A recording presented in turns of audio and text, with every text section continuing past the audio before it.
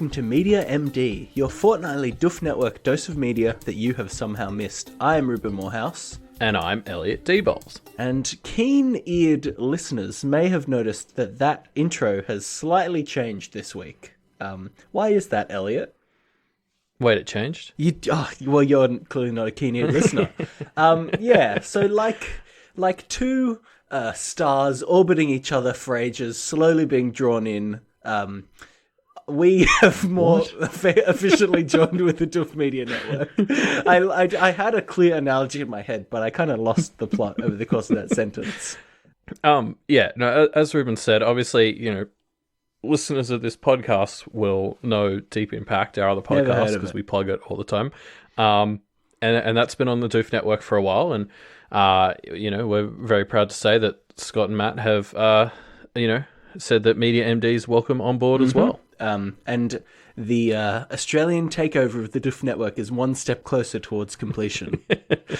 Obviously we're really happy that Media MD has been kind of properly brought into the fold, as opposed to kind of half standing in the door and half standing outside in the cold. We're excited to be sharing recommendations with more people. And actually, since we're properly joining the network, there might be some other exciting things happening soon for the show.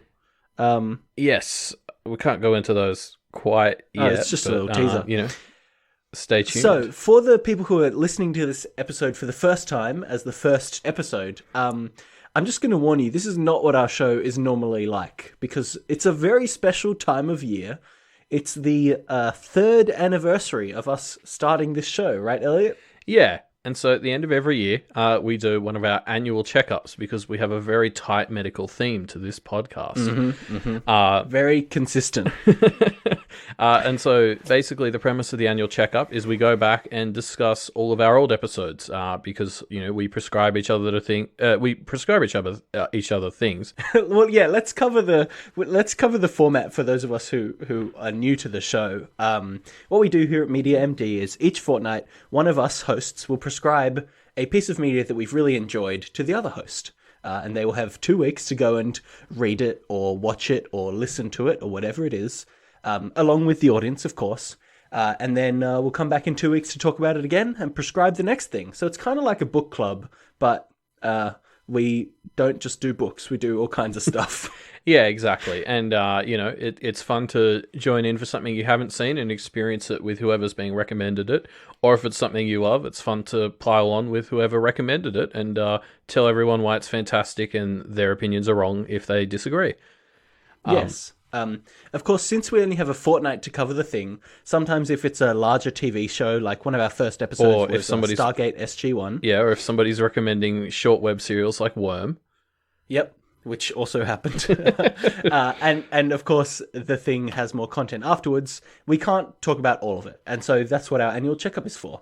We have a chance to go back through and retouch on some of the things from our older episodes, things that we have more to say on. And also we often pick things that are still ongoing. So there's often more to talk about because, a new season or whatever is out of whatever we want to talk about. Yeah. So let's get into it. Before we start talking about some of the stuff that we've already talked about, let's do the funnest part of any podcast, the data. Mm-hmm. Yes, I've tabulated, calculated. You've sent it off to Computron. Yeah, I can't think of a third synonym for the data. So, going through, obviously... Computron's good with numbers, not with words.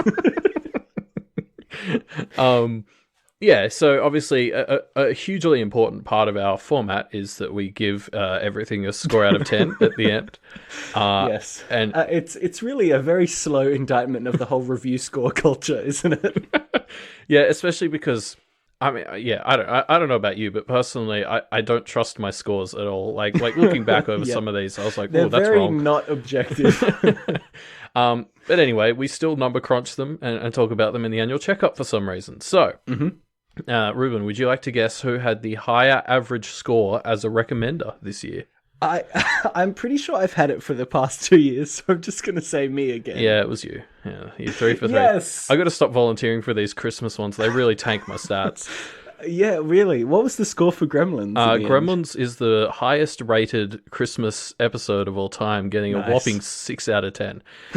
It's actually a significant margin over the other two, but let's not go into that. It was Robbie the Reindeer and yeah. the Star Wars Holiday Special, of course.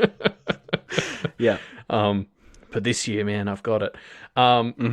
Yeah. So you had a interesting. You had the highest score, also with a lower standard deviation. So you're more consistently recommending me good stuff, or maybe I'm just more consistently giving the same sorts of scores. Yeah. And whereas mine are all over the place. My standard deviation was over 1, so I'm all over the place. But yes, so it's all the kids' movies, man. The Land Before Time as well. Like you just have this habit of. In fact, speaking of The Land Before Time, that was my lowest ranking recommendation this year.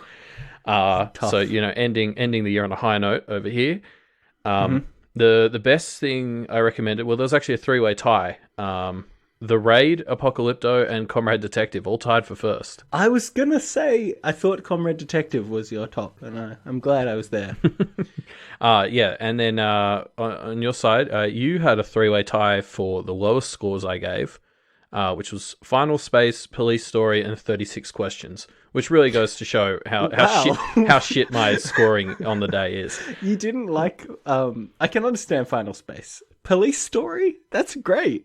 Same with 36 Questions. Yeah, 36 Questions is really the one where when that showed up on the minimum list, I was like, how did that happen? Like, I'm an idiot.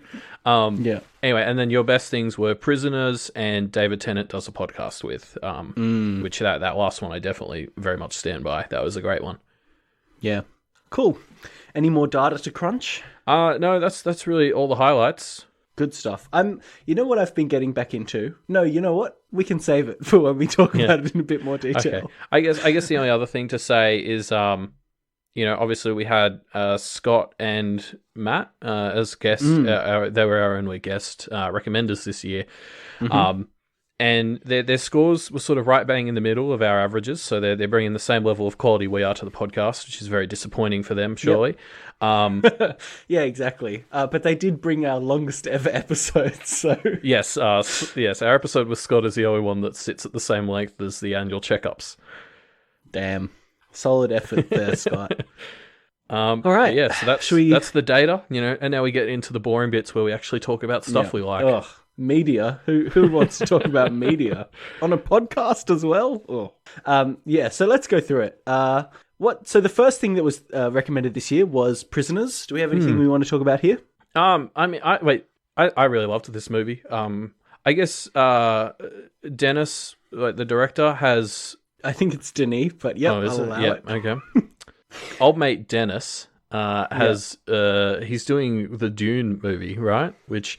Yes. I'm not familiar with Dune, like, at all. But I know a lot of people really love it. And, like, I see some of the, like, casting announcements and stuff that come out about this movie, and it just sounds like almost everyone worth having in Hollywood has signed on. So it's going to be epic from the looks of it. Yeah, it really does seem like... I mean, that's the thing about it to me, though, is it gives me that vibe of a project that's so big that it's just going to fail, Yeah, I can see that. I mean, it's going to be interesting either way, right? Like, it's so big, it's either going to fail hard or it's going to be incredible. And either way, that's going to be really interesting. I guess Denis Villeneuve has enough kind of sci-fi chops to be able to pull it off with Arrival and Blade Runner.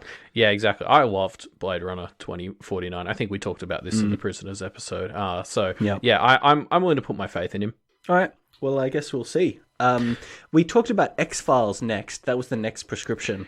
And something interesting that's kind of happened is the X-Files came out, and then also that the Twilight Zone reboot came out, and there have been a few kind of revitalizations of this style of like little snapshot of science fiction style stories, and I don't think any of them have really done very well. No, I completely missed the Twilight Zone stuff, which, kind of speaks to how much of an impact it made.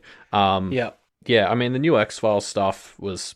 I think most of that had come out when we did the episode on it, so I'm probably retreading old ground here, but the episodic, like, standalone bits of the new X-Files is possibly some of the best X-Files there ever was, and it was when they tried to deal with their fucking mess of an overarching plot that it was just boring as hell. Yeah, I think we definitely touched on that in the episode, but it's worth pointing out the only X-Files episode that I remember at all is the one with Kumail Nanjiani and what's his name? You know who I mean. Rhys Darby. New Zealander, Rhys Darby, yeah. That episode was exactly what I was thinking of when I said the new ones, the episodic ones are top tier, because that episode was fantastic. Yeah, it was very good. But like the original seasons of this show are still really great. Like they've actually been airing them on SBS here in Australia in the afternoons, and sometimes like I come home and one's on, and I've just kind of been watching them, like just because some of those old ones are like, you know, it's a classic for a reason. Like those first few seasons had some real gems. Yeah, I don't know. I kind of see that, but it's in that position for me where I enjoyed it, but not enough to get past the things that were like too old school about it for my tastes. Yeah, I think in retrospect, this is not something, unless someone's already a sci-fi like nerd, I'd probably just be like, here's some cherry-picked episodes for you to check out that are good on their own, and don't bother with the rest of the mess. Yeah. It definitely had the vibe of something that I wanted to enjoy more than I actually did. And speaking of, let's move on to the next prescription that we did, which was Final Space. Which has had a new season out, and there are like 5 episodes of it out now or something. Yeah, it's not on Netflix anymore, so it's really hard to watch it. And apparently, that's enough of a barrier to me that I actually haven't gone and sorted out. Yeah, I mean, I'm definitely keen to check out season 2, but as far as I'm aware, there's no legal way to watch it here in Australia yet. Like, I think, wasn't it like a partnership between Netflix and CBS or something? Yeah. And so I think it airs in CBS in America, and then like the whole season will probably get dumped on Netflix here when it's done. So we'll probably have more to say about this in next year's annual checkup when we actually get to watch season 2 in Australia. I think the fact that I watched Final Space can be kind of boiled down to Netflix really being good at advertising stuff to you when you're already kind of on there looking for something to watch. And without that, I just haven't watched the second season. Yeah, exactly. Like when they started advertising it to me, I'll probably be like, oh yeah, I liked Final Space. Yeah. Let's talk about... so the next few recommendations were... prescriptions were The Raid, Police Story, and Rake. And I don't think we really have anything to say about any of those. I wonder if any of our non-Australian viewers have ever heard of Rake. Yeah, I mean, I definitely recommend it. Obviously, Ruben and I both lived in America for a while, and I got a couple of Americans, I had friends over there, and I got them into Rake, and they all loved it. So I definitely recommend checking it out. I'm pretty sure it's on US Netflix. There you go. Or at least it used to be. And yeah, like it's a very good, very funny show. You should listen to our episode if you want to get the 411. I think that episode came out right around when the last season was finishing, and I don't know if you made it any further than you did during the episode. I didn't. It's the kind of show, it kind of occupies that place in my head of like, I like that enough that I would want to watch it if I didn't have so many other things to watch. Yeah, I mean, this is really the problem that sprouted up in the last 5 years, right?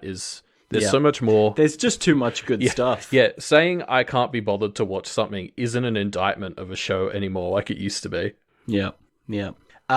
Let's talk about The Dragon Prince, which was the next prescription, which was only up to season 1 when we first talked about it. Yeah. But season 2 has come out, and it's good. Like, it kept consistent the level of quality that was that made season 1 good, I think. Yeah, I'd agree. I heard for other people that there was less of that motion, whatever frame rate stuff going on, which never really bothered either of us that much. Yeah, it was never really a thing to me either, yeah. So, so for people who that bothered, apparently it's a lot better in season 2. But I really like it. I just, these little 8 or 9 episode seasons, it's a real slow burn getting through it. It has this interesting vibe. So we were on some episodes of the Doofcast talking about Avatar, which obviously is the comparison that has to be made every time we talk about the Dragon Prince. Yes, well, and I mean Netflix invites that because they advertise Aaron Eckhouse as the creator, and obviously he's famous for his work in Last Airbender. and Jack Decena, the voice actor for Sokka, is Callum in Dragon Prince. But one of the things that I realized after we had gone back to watch Avatar is the seasons in Avatar actually really have quite a consistent and self-contained overarching story of the season, whereas the Dragon Prince feels like it's got a long story and they've kind of just arbitrarily chopped it up into seasons. Yeah, I mean they're chopping it up at turning points. Like season 1 ended with the dragon hatching. Season 2 ended at something I'm not going to say because spoilers, I guess. But it definitely the 2 seasons didn't feel as thematically distinct as Avatar did when we went back for the Doofcast. Yeah. Having said that, still a great show. I'm going to shoehorn in another little bit here because I don't know where else to put it. But Jack Decena, the voice actor of Callum, also has a YouTube channel with his friend Chris Smith where they do a bunch of sketch comedy. And I always want to plug this every time I can because it's so funny. Check it out. It's called Chris and Jack. It's great. Yeah, I think you've told me about this once, but I haven't really watched it. I'm going to keep plugging it until the day I die. If you like the style of like Sokka's character and Callum's character in Avatar and Dragon Prince respectively, you'll love these. They're like, it's just good YouTube sketch comedy. Check it out. Have fun. Because I'm pretty sure, not to dwell on Avatar too much, but like Sokka in Avatar was originally actually meant to be quite a serious, downer character. And then for some reason, they still cast Jack Decena. And then after listening to him, they're like, oh no, he's going to become like the comic relief. And it's something the character does very well. It's because Jack Decena is very good at it. Yes, exactly. And that exact same style of comedy that really built Sokka up comes through in these sketches as well. Yeah, I think the one episode of their YouTube channel I've seen is is it July 5th Park or something? July 6th Park. July 6th please. Park. Yeah, I'm an idiot. Which is a kind of Jurassic Park version of the May the 4th being Star Wars Day. One of them gets really hyped up about pitching July 6th Park as a Jurassic Park themed holiday. And they're all hilarious like this. There's a lot of great stuff in there. So I definitely recommend checking it out. Yeah. So the next recommendation was I brought you Sapiens, A Brief History of Humankind, the book. Yes. Now, I have a copy of 21 Lessons for the 21st Century literally sitting on my desk right in front of me, and I have not read it yet. I haven't read that one. I think I was just starting or like halfway through the sequel to Sapiens, which is Homo Deus, during the recording. Obviously finished that a while ago now, but I really enjoyed both. Homo Deus is a bit more interesting because it gets even more theoretical. Like he's talking about where humans might go, but it's all sort of grounded in historical examples and psychological examples of varying degrees of how confident I am that their validness. Sure. But, it's really fun. The sequel very much gave me the same sense as the first, which there was just lots of interesting fun facts and different ways of thinking about everyday stuff, which is, what I came for. Yeah. I remember when we talked about Sapiens, one of my complaints about it was towards the end, it kind of did get into a bit of this future stuff and it really felt like it was an afterthought. But apparently Deus is able to explore that with the level of kind of detail that sells it a lot more. Yeah, I agree. I thought the book was really well structured. I liked it. If you enjoy the first one, I definitely think it's worth giving the second one a crack. Okay, cool. Next was The Good Place. Interesting. Now, how far did we get through of this? Maybe like the first season and a half? Yeah. Gosh. I don't remember. I think season 3 had just started, but I don't know if I quite made it that far during the 2 weeks. I think that's the case. I finished it all now. I think because I was following the second half of season 3 at least, like week to week. Yeah, I don't know. And it's just been announced that season 4 will be the last, I'm pretty sure. Yes, not just announced, recently announced. I think it is the right move. I think it's a show that redefined itself from season to season so radically that it kind of... I think it has been relatively consistent, but I don't know. I think it's right to let it wind down. Well, it's been... unlike any other sort of show from... what's his name? I cannot remember. Oh, Michael Schur. Yeah, Michael Schur. I want to say I remembered it before I Googled it. Yeah, I know. I heard that typing, Ruben. Yeah. No, so unlike any other Michael Schur show, this one was much more story-driven, which was something we talked about at length during our Good Place episode. But like for me, that's why it makes sense for this one to end earlier than any of the others because Yeah. Yeah, I mean, I talked about this. I didn't think the humor was up to snuff compared to Michael Schur's other shows. And the story is really what brings it up to the same level as the rest of them, or near enough. Yeah. And if that had dragged on, that would have started to wane, and then we would have been left with characters who I don't think are as funny as characters in his other shows. So I think this is the right call. Yeah, on the whole, kind of reflecting on all of the show that's out so far, I can see that it is more out there, and I think that means that, honestly, The Good Place has had funnier moments than any of his other shows to me, but it also has less, like, it also has more moments that just don't land because it is a bit more out there. Yeah. And that's a risk worth taking, I think, especially when you're someone who's done as much as Michael Schur. You probably creatively needed to have that stretch, but yeah, and I think it's a show that really has like found it came at the right time and the right place, and it's achieving what it is meant to have achieved, and it can close up, and it'll be sad, but it's probably the right move. Yep, exactly. So next up was Gremlins. Ointba. Oh wait, no, yeah. Wait. No, I missed one. You're right. Okay. Orange is the I New thought Black. you were making a joke about not liking Orange is the New Black anymore. No, I'm actually really excited. I think the final season comes out tomorrow. Which, yeah, I mean, it's again, we just talked about it. This is a good time for the show to end. I think the show peaked in season 5. I don't know if you've fully caught up, Ruben. I haven't fully caught up, but I did watch a fair amount of it. Yeah, season 5, I think for me was the peak. Season 6, like, sort of started going back downhill. A lot of people called it terrible, which I think was unfair. I still found it very enjoyable. If like there was that sense it's past the peak, so I think 7 is the perfect time to be getting a chance to wrap it up. Like if you can have your show sort of take a step back and say, oh, okay, things are going downhill now. That's time to wrap it up. It's a good thing. I mean, as long as you don't rush it, but we'll get there. Yeah. We will get there. Don't worry. Is there anything we want to say about Gremlins? Not really. All right. I guess let's move on. There's not really many updates on a movie that came out in the 80s. Maybe they'll do a remake of it one of these days, but that's not today. I think that would defeat the point unless you did like an old school remake. Like I think. Oh yeah, you'd have to get like full on old school puppets and stuff. Yeah, CGI Gremlins would kind of miss the whole point, I think. I would kind of love to see the disaster that a heavily CGI Gremlins remake would be. Well, didn't the trailer for Cats just come out? Like, that's pretty much it, right? True. Everyone's been hating on that trailer. Like, I don't know. I also disliked it, but I didn't think it was as bad as, like, the blandness of The Lion King or the failures of, like, some of the Disney live-action remakes. I don't know. It evoked very similar feelings for me as the Sonic trailer, which was just existential, uncanny valley dread.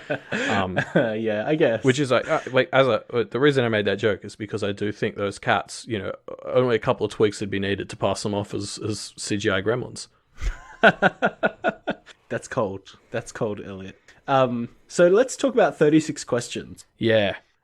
This is like I still listen to this on the regular on Spotify. Like, I actually went to look, and Spotify, like, because iTunes tells you how many times you've listened to each song, and Spotify doesn't do that. But like, I reckon I've listened to the soundtrack like over 50 times because it's one of those ones I just put on at work while I'm there for 8 hours, so I get through the whole soundtrack like a couple of times. 50 is probably great. An underestimate. There haven't really been any updates on this one, but it's still just a great example of what a podcast musical could be. I guess when we first did the episode, I was a bit more hopeful about seeing more stuff like this, and that hasn't really realized, has it? No, I mean, I guess I wouldn't be surprised to learn that this wasn't really a lucrative thing in the end. We talked about some other podcasts later in the year that had like professional advertising, and I could see how those, sort of would get their money back through that advertising. I don't think 36 Questions had anything like that, so I would love more of this type of stuff, but I just can't see it happening financially, unfortunately. Yeah, which is a bummer. Yeah, it's so good. I guess I guess one of the problems is when you're making highly produced like content where it does take so much time to make each second or each minute of audio, there's just not enough space to sell ads there, as opposed to a podcast that can, put out an episode every week or every 2 weeks. Yeah. It's a bummer though. Like I do think that it is a great way to get more people into musicals, which is something that I'm a firm believer in. Obviously. Yeah, I know. I loved it. I'd love more. I unfortunately don't think is very likely, but prove me wrong, universe. Yeah. Next up is Last Chance to See. Yeah. And actually, there was news like just last week about white rhino populations still dwindling, right? Yes, but I think Last Chance to See did the northern black rhinos or something. Oh, right. And they're already extinct. They went extinct like 2 months before we did the episode, which is a pretty big bummer.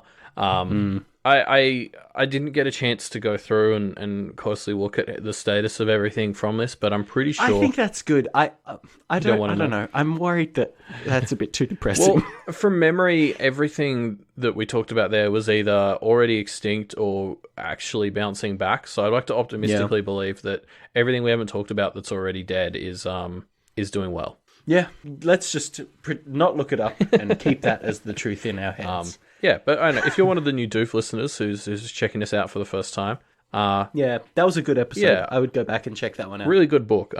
Somewhat hard to get your hands on, but like worth it if you can. Yes. Hard to get your hands on the original and not the remake of a book, which who remakes books anyway? Well, Stephen Fry, apparently. Yeah. So Apocalypto was the next prescription, and I really liked this one. I touched on how I knew that it would be one of the top picks. It was a very surprisingly good movie, considering the kind of cultural context of it. Yeah, and I mean that's basically what the prescription ended up amounting to back then, right? The prescription was me saying it's real good, just please ignore everything behind it. Ignore the fact that it's Mel Gibson. Yeah. The next prescription was It Follows, which there's no real news on, but I've actually been listening to the soundtrack to this a fair amount. It's a very, very scary soundtrack. Like, possibly the scariest music I've ever listened to. I was actually just about to delete that from the notes in front of us right now, because you have clearly just copied and pasted from where I said the same thing about 36 questions. But it's true. I know, but it's true. My first thought was that I had actually made a mistake and written it twice. Like, no, it's true. Okay, I might check that out. Like, if you want to get spooked, listen to that soundtrack. Well, yeah, I mean, like, cinematic or video game soundtracks are usually what I listen to at work because I find words too distracting. Yes. So I might try and check that out. I can't remember if I touched on this during the episode or not, but the music is composed by Disaster Piece, who is a composer who's done a lot of game soundtrack stuff. Yeah, I think you did talk about that. All right, well, let's move on then. We did an episode on Explained, which was great. Season 2 of that has been greenlit, but there hasn't been any news since that came out, which was like a year ago. Yeah, I think that's one of those ones where I don't have like a burning desire to see it, but when season 2's out, it'll be good to know it's there, because I'm gonna be like that's one of those things you just chuck on while you're eating dinner or something, because it's like a bit educational, not too long. Yep. Yeah. We did an episode on Pulp Fiction, which okay, cool. Quentin Tarantino still making movies, but I don't know if there's a super relevant update to talk about here. No, I think Quentin Tarantino had a movie recently, but I haven't seen it. I mean, I think Pulp Fiction and way back in year one we did what was the other film of his that we did? The one with Reservoir Dogs. Reservoir Dogs, that's it.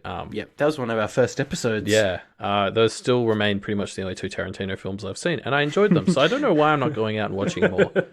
Maybe we'll do another one at some point. We'll do Once Upon a Time in Hollywood once one of us gets around to seeing it. Yeah. And then episode 62 of ours was Game of Thrones. Yes, and of course this was timed to correlate with the start of season 8, because I was so hyped. Like, season 7 had been a bit of a bummer, but I was like, there's no way they're going to fuck up the ending. You're so excited. Yeah, I was very hyped. I've been a big fan of the book, so I was like, I'm going to get Ruben right into this, and I'm so sorry. So I watched it all with the idea of I'm going to catch up right before the final episode. Yeah. And I was enjoying it so much, Elliot. Like, it was so great. And then I basically got up to the end and I was like, oh, I don't even care about watching the final episode on time anymore. Like, it was like, I was binge watching Game of Thrones, like, consistently for hours a day. And I finally got up to the end, the fruit at the end of my journey. And it was like, it had turned to dust by the time I got there. Yeah, I don't know. Wait, we talked about this on the Toothcast Avatar episodes that we were on. So if people really want to hear more people on the internet complain about the Game of Thrones ending, you can go check that out there. Or Lindsay Ellis has a video about it, so check out hers. She's a great essayist. So I mean, look, if you want people hating on season 8 of Game of Thrones content, there's a lot out of there. There's enough for you. There's some are better than others. Like Lindsay Ellis is actually good. A lot of it is just people whining. But it's out there. There's a lot of, I think that, I'm actually happy that I caught up on time, because it meant I was able to enjoy all of the memes about Game of Thrones that came out when it ended. Like, it was a golden age of memes of all kinds of stupid things about Tyrion not being in the book, or calling Bran the Broken, and now he's king. Like, it was a golden age for memes. So I'm not upset, but But you disappointed. Yeah, sure. So we've basically gotten close enough to our most recent episodes that there isn't that much to talk about that we didn't just talk about in the episode. Yeah, I mean, we're quickly catching up. There's a bit more. We've got Rocky, which obviously we watched. Again, similar to Pulp Fiction, I haven't had a chance to watch more Rocky movies. Although I kind of do want to watch. I've got a Creed video game that came on one of my devices at work, and I've been I've been playing like a VR Creed boxing game. It's pretty fun. All right, cool. I guess is that relevant? Does that count? Yeah, I guess, why not? We talked about the Umbrella Academy. Season 2 of that is in production. Yeah. I'll check that out. I enjoyed that, and hopefully it'll fix my issues that I had with the ending of season 1. Yep. Comrade Detective, really nothing to say here. Great show, never going to be more of it, and that's okay. I think that's for the best, honestly. I don't know where you could go from where it finished. Like, yeah, me too. It did its thing, and there's no need to drag it out. Next we had David Tennant does some podcasts with, which again, I'm assuming there will be more. But, we sort of talked about everything that was out when we talked about it, and it was pretty good. Yep. Galaxy Quest is there. It's a thing. And it's fine. I mean, they're making a new Star Trek show starring Charles Xavier. Picard, you mean? Well, that's the joke I was making, because it's the same guy. Oh, I see. Right. Sorry, I'm not a quest. What do they call them? A questie or a trekker? I don't know. Yeah, as we touched on in that episode, neither of us has seen like any Star Trek. So, why did we talk about Galaxy Quest? It's still good. It was all right. And Good Omens, which one of our most recent episodes. So you finished the show since we recorded this episode? Yeah, I think I was like halfway through the show, or like only 2 episodes in when we actually did the episode. I mean, I think basically everything we talked about, what I would probably like about the rest of the show, was bang on. Like, they added a ton of Crowley and Aziraphale stuff that was far and away the best part of the show. Yes. And in fact, the more I don't know if it was because I just read the book, but often the more the show stuck to just having the narrator kind of read out jokes from the book, the less it was working for me. It was really the original content that was made for TV that was the highlight of the show. Yeah, the first half of episode 3, when we get like the Crowley and Aziraphale through the ages, as well as the end of the show where we had what actually happened after they betrayed their various factions. Those were my favorite parts, and they were completely not in the book. So good stuff. Yeah. The epilogue that they essentially added to the story actually really worked. Definitely. I almost got the impression it was something Neil Gaiman wanted to put in the book, and for whatever reason couldn't, and managed to squeeze into the show. Yeah, I get the same vibe. It was great. And then, of course, our most recent episode, The Land Before Time. Yeah. Nothing to say about this. I do. I've been listening to Big Water a lot. No, I haven't. That's a joke. I would never listen to that. It's terrible. Yeah.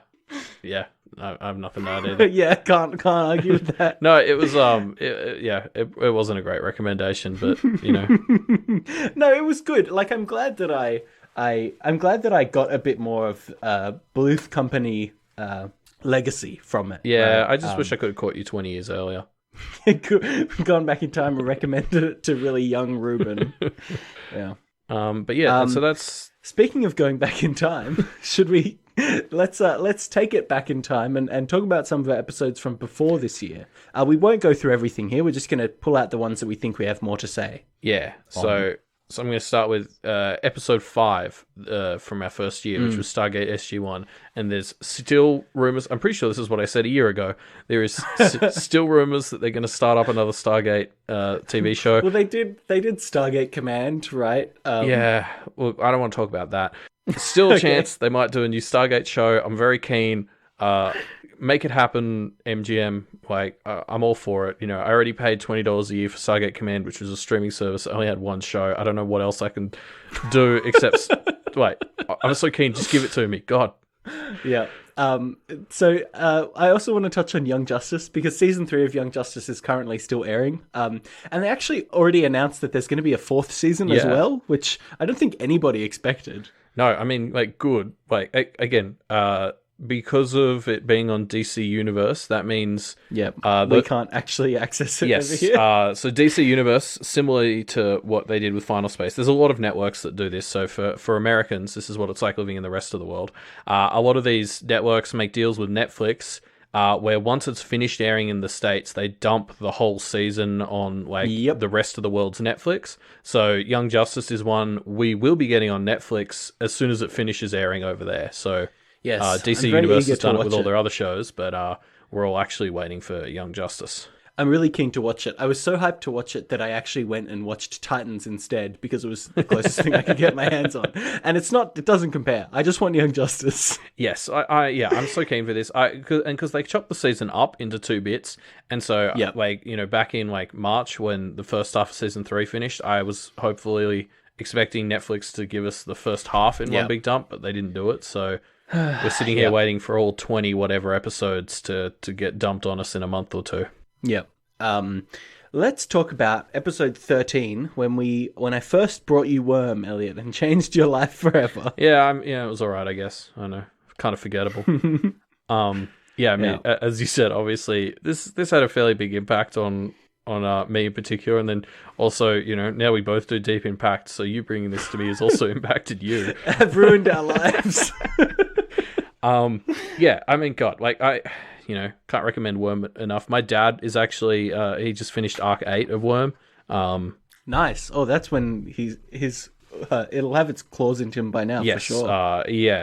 So he's I think heading on to Arc 9 soon. He took a break after Arc 8, which is probably a good sort of resting point, but definitely not an ending point. And then obviously Ward is ongoing, maybe getting near its conclusion, possibly. Hard to tell, isn't it? I kind of love how clueless I am about where we are in the structure of the story. Should we talk about Ward in general? What our kind of thoughts on it are? Yeah, sure. So why don't I start? I am enjoying it quite a lot, and I really like the core cast of characters that we have. But obviously we've been going through Pact pretty intensely, pretty deeply, some would say.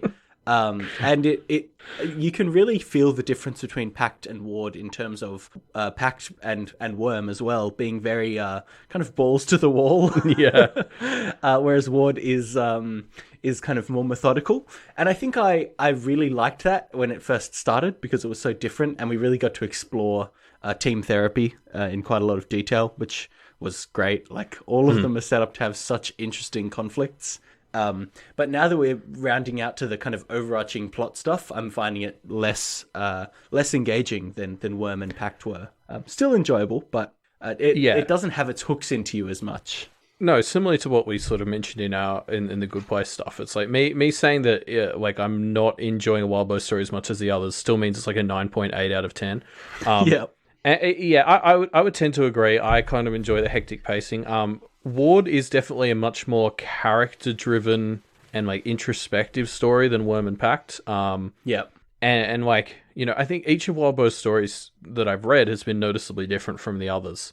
And I do really like that, but I agree. There's something that just clicks with me for Worm and Pact, maybe a little bit more than Ward. Which again, qualifier, I'm still loving the fuck out of Ward. The character-driven stuff is so good because the characters are fucking amazing. Yeah, I think the way to categorize it is there will be parts of this story where I'm so deeply in love with it, right? Like it's when we explore the core members of Team Therapy. Like whenever we have, the Eclipse arc with focusing on Ashley, or when we really dove into Kenzie's stuff with her parents, or when we dove into the Tristan Byron stuff, that's the shit that I want injected directly into my veins. No, I agree. That's been peak Ward for me as well. I will say I've never quite clicked as well with Victoria as I did with Taylor. Interesting. I think she has had her moments as well. Like, I think when we have dived deepest into her psyche is when I've most enjoyed her. Yeah, obviously I love her, but I don't know. Like Taylor and Blake, obviously in Pact, have I don't know, grabbed me in a stronger way for some reason. I'm not sure. Like obviously, again, I'm still very much enjoying Victoria, but yeah. Interesting. We haven't really dived into Victoria's psyche in a specific arc, right? But thinking about parts like the bit where they're going to take down Cradle, where we really kind of start exploring her psyche a bit more, I ranked them up there in the kind of primo choice sections. Yeah, I agree. I guess, yeah. Anywho, let's touch on next Westworld, because I've watched season 2 of Westworld now. And season 3 has just had some new trailers come out. Aaron Paul's in it, which is fun. I love him. Yeah, I mean, honestly, for me, I think this is one of those ones, as we said, there's so much good TV right now. Like, it's not an indictment. Yeah. I don't think it's bad, but I just don't know if it's up to that tier, and it's grabbed me in a way that I'm actually going to bother with season 3.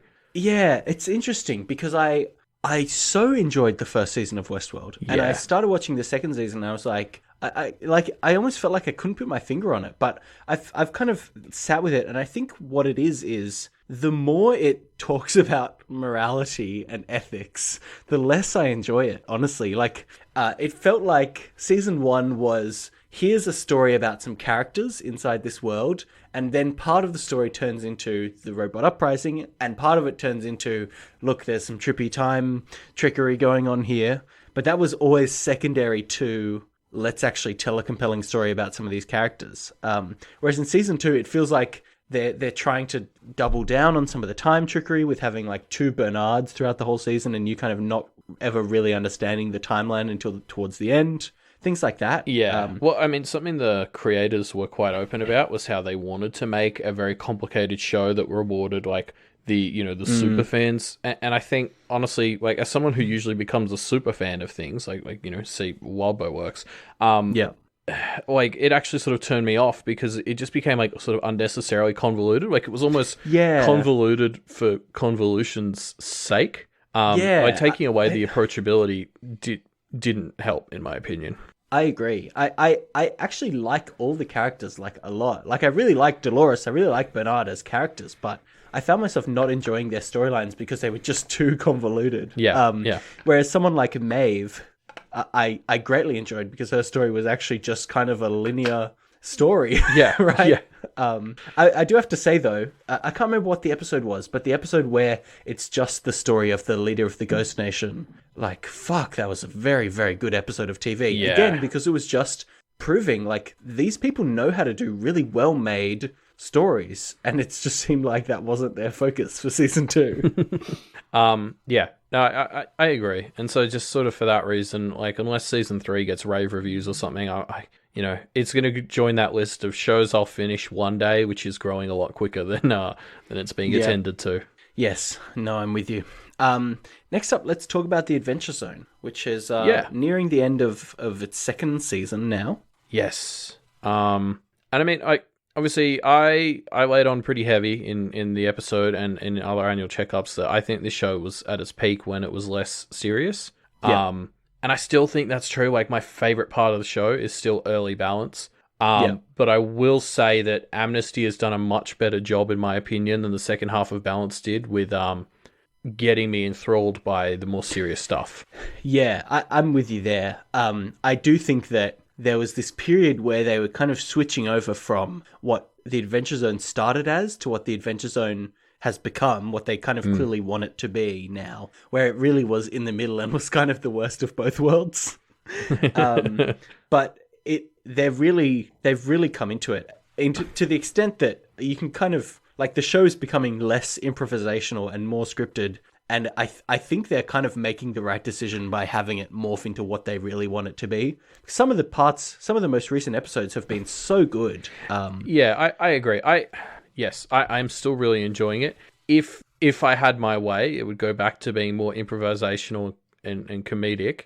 But they're doing as well as I think they can be with this more serious and scripted stuff. Like much better than like Balance's story never really grabbed me like it seemed to so many others. Whereas Amnesty, I'm actually quite enjoying. Like yeah. And you can kind of tell that this is where their heart is as well. Like this feels like more where they want to be. Yeah, and I mean, I've talked to others about this. Like, I don't listen to any of their other shows. Like, I think that's the thing. If I want my like lighthearted comedy fix of the McElroys, I should probably just start listening to my Bim Bam, right? Like, yeah. Whereas if you want a comedy fix from the McElroys, you have to check out the McElroy Brothers Will Be in Trolls 2, which is a great podcast, or Till Death Do Us Blart, which is an annual podcast talking about Paul Blart Mall Cop 2. Those two are some of my favourite podcasts, and they update so inconsistently. Yeah, especially now since, like, as the boys get bigger, they've got less and less time for dumb goofs like that. For dumb shit, yeah, exactly. So, next thing I want to talk about is a couple episodes later, where we talked about the 100. The good CW show is how I label this show. It didn't even get its own episode of our podcast earlier. I can't remember why we combined it into talking about iZombie as well. I remember why. It was because I came and I said, I can't decide which of these I want to recommend. You pick one, and you picked both, and it was a bit of a train wreck. Classic. But yeah, I like the 100. I'd seriously recommend if people have started it and fallen off at any point for whatever reason, like get back on the horse. As we talked about in that episode, the first like couple of episodes are pretty bad, but like if you can get over the hump of like 5 episodes of the 100, it's so good, and it's fairly consistently stayed there. There was some dips in the middle, but like seasons 5 and 6 have been amazing. Like I'm halfway through season 6 right now. I'm like 2 episodes behind, and it's so good. Like somebody else watch this so I can talk to them about it. I have a few shows that are circling around the top of my like I want to get back into this list. The 100 is one of them, and The Expanse is the other. Don't make me choose which one you'd prefer. I prefer you get back into, because I can't pick. It's like I'm very close to picking up one of these shows again, because I really did enjoy them a huge amount. It's just, again, fucking time, right? Yeah, exactly. And yeah, I mean, the 100, in my opinion as well, is best done binge. Like, it's one of those shows. Like, I don't know. I find this with Fusion. There's some shows like S.H.I.E.L.D. has once again turned into one of those ones where as soon as the new episode's out, I'm like glued to the screen. Whereas the 100 is one that I let build up and then just like marathon like 3 or 4 episodes. Yeah, fair enough. I really enjoyed it. So maybe we'll touch on it again next year. Yeah, everyone should watch it. It's like crack. Like it's because a lot of the drama is like shitty, but it's done in a way that you don't care that it's shitty. Like it's so good. Let's jump forward and talk about The Expanse. I don't think there's anything in there we want to touch on. I'm kind of bummed out still that you didn't enjoy Hawkeye, because I know they're adapting the Hawkeye comic that I prescribed as a Disney Plus TV show now, but comic books just didn't seem to work, so I've learned my lesson to not prescribe them to you. Okay. But let's talk about The Expanse. That's a joke that'll make sense to everyone soon. I'm bringing a comic book this fortnight. Is the joke. So obviously there's The Expanse, and I mean it was within the last year that all the Save the Expanse stuff went on, right? I guess so. When we got Jeff Bezos to swoop down from his golden throne and pick it up. Yeah.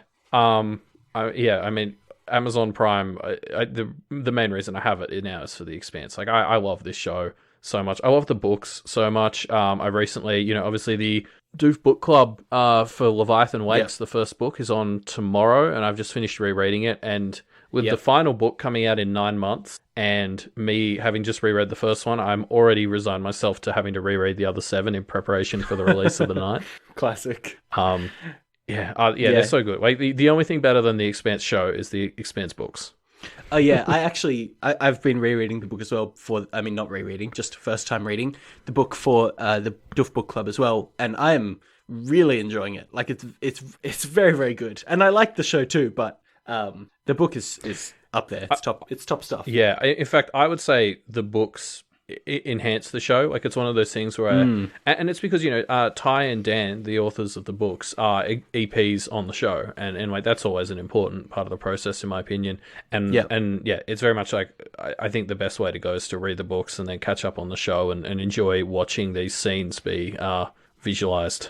Yeah, I do think it's a fun experience, like reading a passage of the book and then getting to experience that part as the TV show as well. It really does enhance your like ability to appreciate it. Man, there's such a good example of what you just said, but it's the second half of the first book in early season 2, and I know you haven't seen or read it, and I can't. No spoilers. Shame on you. I want to touch on. So our next episode was Okja, which was the Bong Joon-ho film on Netflix. That was so good. Still a great film. I love that film. But he actually just came up with a new movie that I saw at the Sydney Film Festival like maybe a month ago. A film called Parasite, which ended up winning the Sydney Film Festival award, and I think won it at the Cannes Film Festival as well. This is a great movie. I know it's not coming out in the US for like 3 months, but just everyone should go see it. It's my favorite movie of the year. It's so fucking good. Check it out and you'll love it. And because it was very much a Korean production, right? This one, Parasite. yes, Parasite was again all Korean. Yeah, good. So not one of his American movies. Yeah. No, I'm very keen to check it out. I think after you sort of mentioned it a couple of weeks ago, I went and watched the trailer and it looked great. And yes, soon, I guess. It's not science fiction. He's had this weird trend of his Korean movies are very like close character studies on people, whereas his more American movies are like wacky science fiction. But yeah, I'd greatly. I'm not going to say anything about it because the colder you are going into it, the better. I actually thought it was going to be science fiction, and it's just completely not. And I was so enthralled the whole way through. So check it out when it finally comes out. Yeah, when it reaches rural Australian cinemas, I'll be there. So I don't think it's ever going to come to Elliot. I'm expecting to. I'm expecting to have to wait for it to pop up on Netflix or something. Yeah. One Punch Man has a new season airing, which I've watched some of. The kind of it's all out in Japanese, but the dub of it is coming out. So it's good. I mean, if you liked the first season of One Punch Man, you'll like the second season. It's more of the same. Yeah, I did like the first season. I haven't made my way to the second one. Maybe I will. Just put it on that one day pile, I think. Yep. We need a quick way to say that. Put it on the one day pile is a way of saying, yeah, I support that show, and maybe I'll watch it. Yeah. Well, in the magical future when I have spare time. Yeah. Crazy Ex-Girlfriend we talked about. Yeah. And that has officially ended as of, 2 months ago? Yes. In fact, the only reason I can describe the 100 as the good CW shows because Crazy Ex-Girlfriend is finished. CXG is done, yeah. And what a show, right? Yeah. And I'm so happy that Rachel Bloom made this show because genuinely, she is so talented and so seems like such a great person. And this show really has catapulted her up in a way that I'm so happy for her. Yeah, it's very much deserved, for sure. And yeah, this show's so good, and it was really good. It is. It's so good. It was really good right up until the end. The ending was very satisfactory. Yeah. And how many shows do a live musical special as their final episode? Because that was incredible. I really enjoyed reliving some of these. And after I finished the show, I literally just went and found an article of all the top Crazy Ex-Girlfriend songs, ranked. So all the songs ranked from worst to best, and just listened to half of them again. I was like, oh yeah, that one's so good. Oh yeah, that one's so good. And just going through it, it's it's incredible how many great and hilarious songs this show had, most of them in completely different styles. Yeah, particularly in season 1 was defined by the fact they never redid a style or a genre of song. I actually, because this is a show, and this just shows you how keen I am on the show. I really got sick of listening to the soundtrack on Spotify because each album is separate, and some of them include karaoke versions in the middle and anything. So I sort of had to sit down one day, and I got the list of every song on Wikipedia and found them all individually on Spotify and built my own playlist of all 126 songs. Nice. and I've probably listened through to that at work like a couple of dozen times. Good on you. Do you have a top song? What's your top song from Crazy Ex-Girlfriend?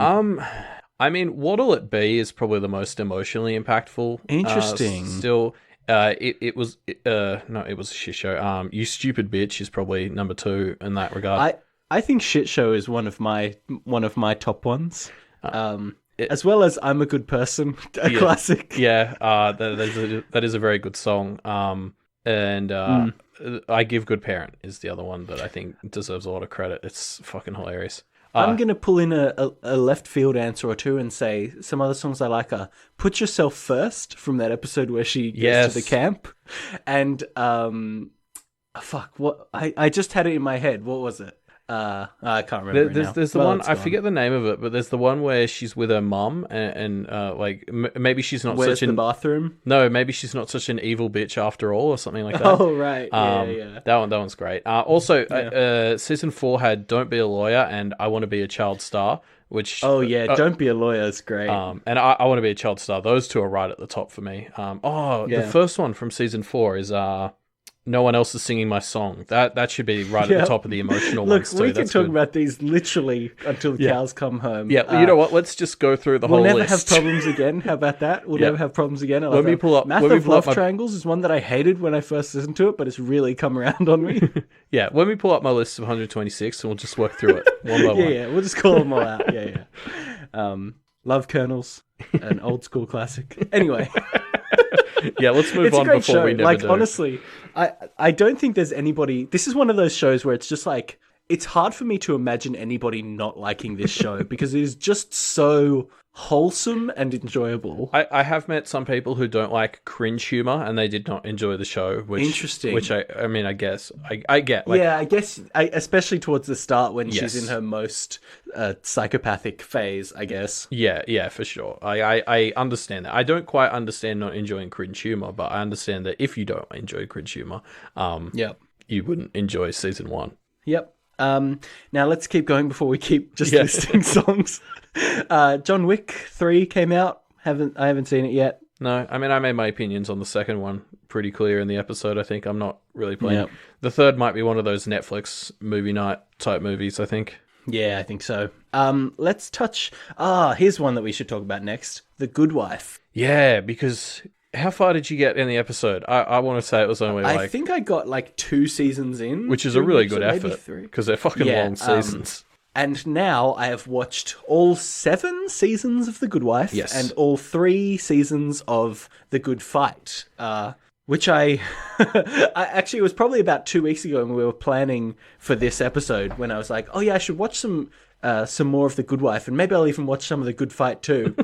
And it took me about a week to binge the entire thing. Yeah, I remember because on Facebook you said to me, I'm going to try and finish The Good Wife for our annual checkup. And then I got back to you like 3 days later and you were nearing the end of season 1 of The Good Fight. And I was like, wait, what the fuck?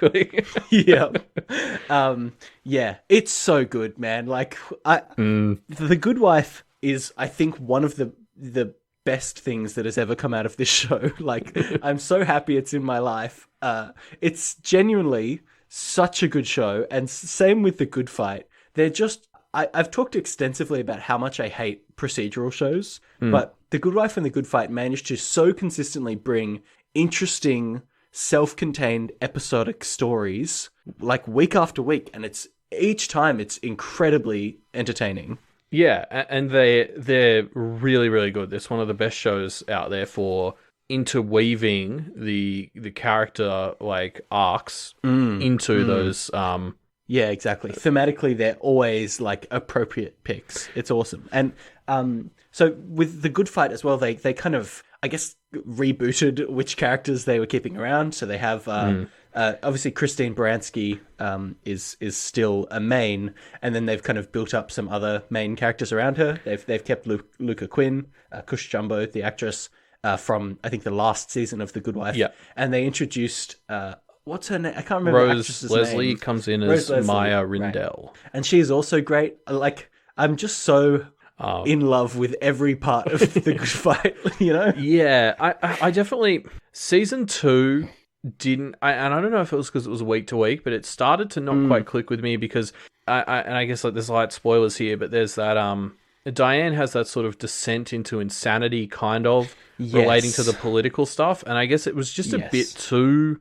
real for me. Like it's a show that is very like reactionary to the American politics. Right? And for me, I like that overall. I don't like when they get actually very Trump specific. Like I think it's best when they're working through like with analogs. analogies. Yeah, to all this stuff. Like I think when the show has so many arcs that are dealing specifically with like real controversies with the real Donald Trump, for me, and just it kind of, you know, well, because it's not immersive because it's bringing me out into real life, and so this is what I'm trying to escape from. Like, yeah, I kind of agree with that, but I do think they do a good job. Like one of the reasons I really like the show is they'll do things where they kind of touch on, like there's a subplot where Melania Trump is a character in the show, played by played by somebody anyway, and I think I like it because it does kind of, even though obviously everyone who is involved with the show has quite left-leaning political viewpoints, like I feel like they're able to dissect some of these issues in a way that is so fascinating to me and actually does bring up new points that I hadn't considered about some of this stuff. Yeah, it does fall into the same trap of as the West Wing used to do, though, which is like they will present the side, the more right leaning sides, and then just say, but really, like the left is correct, and it's like I agree with them. I don't know, so it doesn't bother me too much. It's hard to not do that. Yeah. Like they have Kurt McVeigh, who is conservative, and they have Julius, who is also very conservative, and as I was watching the final season of The Good Fight, the stuff came out where Trump tweeted about sending like AOC and some of the other non-white like Congress people in America back to their own countries they came from, even though they're Americans, right? That whole controversy. And I was thinking to myself, like, how could they possibly cover this on The Good Fight while trying to present some kind of reasonable perspective for the characters like Kurt and Julius, who are like conservatives, but are intelligent. They're trying to present the best possible example of a conservative, right? Yeah. And like, it really makes me appreciate the fact that they're able to show two sides to some of these things that are so, like, some things of this are just so indefensible. Yeah. Like I think they've done some really good stuff. Like The Good Fight obviously tackles a lot of like race and like gender issues. And like for me, that's when the show's at its peak. I think it does a fantastic job when it's dealing with those. Yeah, again, for me, it's just sometimes when it gets like I don't understand why all these super big Trump things like Melania are in Chicago. Like, you know, it's almost too. It's not just that it's too realistic. It's that it's also kind of too big for the show. Like I think it's better when they're just the sideshow to the main events. I can see that. I've realized there's one thing about The Good Fight that I don't like, and it's the intro. I don't like the intro to the show. Are you serious? That's like my favorite part. Well, no, because it's obviously not my favorite part. But like, I love it.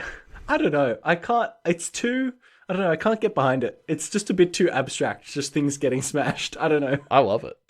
Yeah, fair enough. Agree to disagree. I still love the show on the whole. So we talked about Hunt for the Wilderpeople on the show a while ago, and I'm just going to use this as a little spot to talk about the Jojo Rabbit trailer, which just came out. The movie where Taika Waititi is playing Hitler, still with his heavy New Zealand accent, which I enjoyed. This trailer, I don't know what I expected from this movie, but this trailer actually looks very good. Yeah, I mean, only Taika Waititi could pull off a movie where he casts himself as Hitler in a comedy. Yeah. As a kind of endearing Hitler. It's very strange. I can't wait to watch this. It's going to be fucking weird, which is exactly what you want from a Waititi film. He's also just signed up to do Thor 4 again, which I'm very much looking forward to. With what's-her-face coming back? Natalie Portman. Yeah, so... like, which no one ever expected. No, but I'm completely behind. Yeah, me too. Yeah, and I think the fact that Natalie Portman is coming back is making a lot of people hype because she departed that series because it was turning to shit. And so the fact that she's coming back is like, yeah, okay, other people are seeing that Taika Waititi is making some really cool shit here. Well, I think from my understanding is that sort of her agreeing to come back, and I guess spoilers, she's going to be taking the mantle of Thor in the film. Mm-hmm. Is a huge part of the reason he came back as well. So it's really it's very much like Marvel's decision to do something very different with this film is what's bringing in talent, like bringing Taika back and bringing Portman back. Yeah, and it's bringing the audiences in, right? Like it's bringing the audiences back to Thor. Well, Thor 3 was the first good one. I agree. Yeah. So next up, we covered We Are Legion, We Are Bob. And indeed we are. Yeah, this is a good book series. Like, it's one of those ones I keep forgetting it exists, and then every time somebody mentions it, I'm like, man, that was really good. Yeah. So I finished the books. I think I read like halfway through the second one. Yeah. When we did the episode, but I finished the books now. And yeah, very good books. I enjoyed them a lot. I wonder if they will ever do a TV adaptation of this book series. I imagine it would be hard because they're all the same. They all look the same. Yeah, there's a number of reasons I can't really see that working. I think this is very much something that lives in the written medium. Book 4 is still on the way, which I probably said a year ago. I think he was planning summer 2019, and that's in Northern Hemisphere seasons. So yeah. Hopefully within the next 6 months. I'm very much looking forward to it. It's a fun little series. Yeah, I really enjoyed it as well. I actually think that some of the plot elements, the overarching plot of the 3 books was probably some of the weakest stuff. Like, I think it thrives in the little moments with the Bobs. Yeah, exactly. So I think with the main plot mostly resolved, it'll be nice to see whatever book 4 becomes. I'm excited to see it. Yeah, I agree. And then the last one we did in year 2 was Heathers, which, that was a really good little musical. And I think I saw Riverdale on the CW had a Heathers episode, which it was so almost bad. Oh my god, I listened to it. It almost made me want to watch Riverdale. So that's a ringing endorsement for Heathers.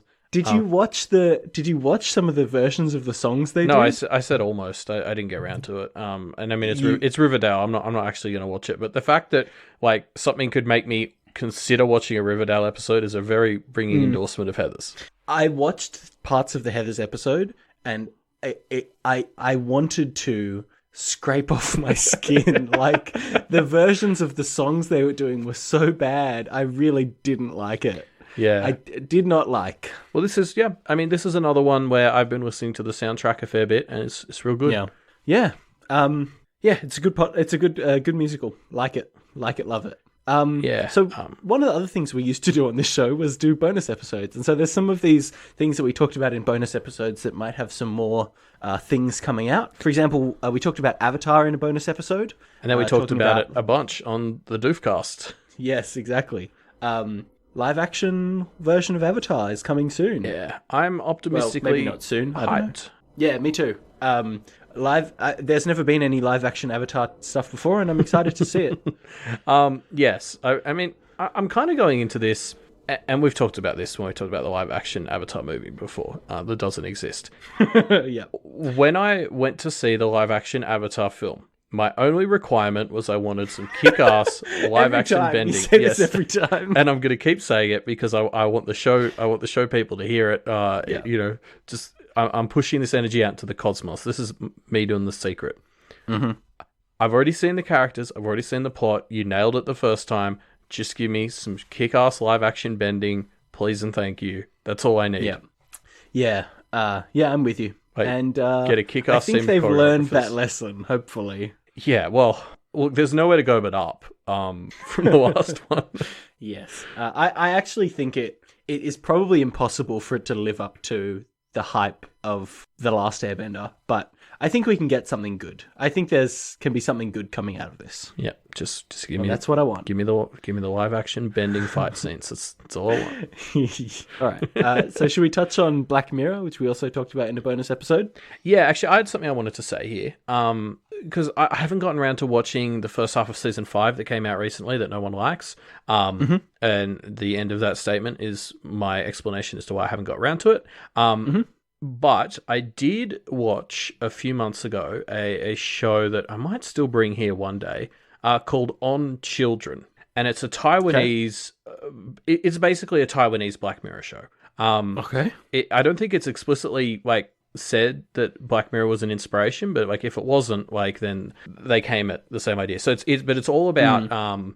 like the relationships between parents and kids, which is, obviously been a big thing with, like I think one of the episodes is called like Tiger Mom or something, like it's right. And Taiwan in particular, I think has had issues with an entire generation of kids who basically have very strained relationships with their parents, right, because of how much they were pushed. And so this show is basically a Black Mirror-esque exploration of that, and it's fucking it honestly, it out Black Mirrors most of Black Mirror. Interesting. And yeah, so I don't know, everyone except Ruben should check it out, because I might bring it one day. I don't know, but yeah, definitely, like, if Black Mirror season 5 let you down, On Children's on Netflix pretty much worldwide, so, like, check it out. Yeah, interesting. Well, I won't, because you're going to bring it for the podcast, but it sounds interesting. I want to touch on Black Mirror a bit, because I watched the latest season and I liked it. And everyone, as I was going to the Reddit discussion threads after watching each episode, as you do, there were so many negative comments about it, and I kind of got a bit annoyed by it, honestly. Like, well, that's Reddit for you. I quite enjoyed the show, and I know people didn't like it, especially the last episode with Miley Cyrus, but I thought it was fine. I quite enjoyed it, and that's my opinion. So deal with it, haters. I haven't even got around to watching the one that came out at, like, Christmas, where it's like you choose the decisions or something. It's like a choose your own adventure one. Bandersnatch. That was a real experience. I don't know if I would call it good, but I also wouldn't call it bad. You should get a few friends and experience it, because I did it on New Year's Eve with a few friends. We were away at a beach house, and it was a very strange experience, especially because at one point some, like, bad stuff happens in the episode, of course. And at one point while we were watching it, we got a knock at the door from a police officer, and legitimately it scared me so much because it felt like the show had become real and we had chosen our own adventure into some kind of actual life ARG. It was fucking terrifying. That's perfect. Yeah, it was intense. Anyway. So next bonus episode that we should touch on was the Down the Rabbit Hole in the Marblympics, and nothing to say here. 2019 didn't have any for some reason. 2020 Marblympics, I'm hype. Moving on. In the 2019 Marblympics, at the start, I was like, you know what? I've been supporting the Rangers for a while.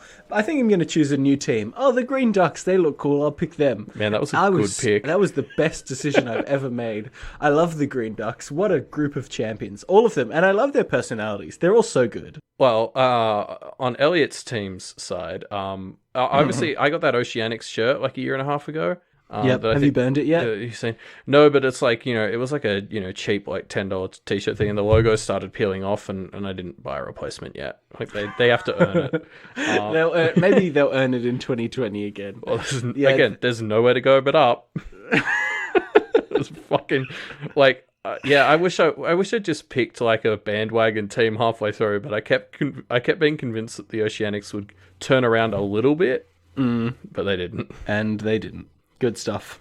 Let's talk about S.H.I.E.L.D, which we talked about in a bonus episode one time, and you kind of brought it up already. It's got its new season airing at the moment.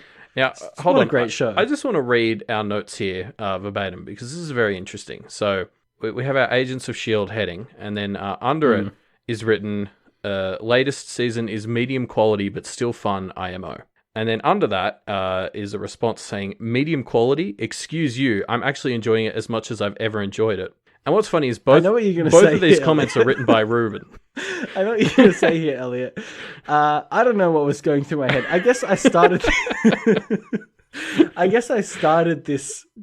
We started this document a few months ago, and there was a point towards, like, maybe the 5th or 6th episodes of the season where it was taking a bit of a dip, and then it really picked back up again towards as it got towards the end. And so I think that what I've wrote here tracks. So yeah. Well, you showed your previous self.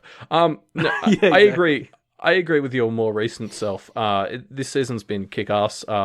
The show pretty much consistently has once it got through the season 1 slump. Yeah. It's crazy to think back as to what the show used to be and say like how much it's like consistently changing. Yeah.